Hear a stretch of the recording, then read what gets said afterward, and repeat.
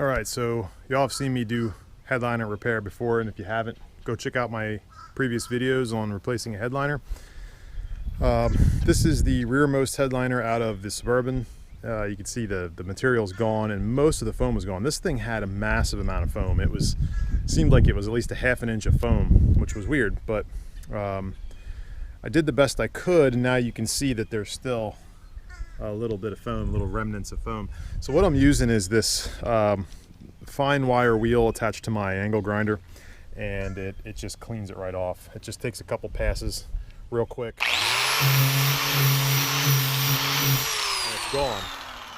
So you want to make sure you're not using a real aggressive wheel, wire wheel, because this is just cardboard pretty much, and you can tear through it pretty quick or tear the surface pretty quick. So you want to be gentle, especially on this guy. This guy's got some curved edges, and I'm not entirely sure how that works.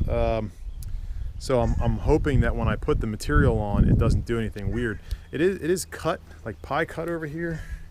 So I'm thinking that once I glue the fabric on, maybe it'll kind of help hold its shape. Then obviously once it's up in place, it'll keep its shape too. But we're gonna just see how that goes. I might even think about like kind of pre-gluing that in place maybe.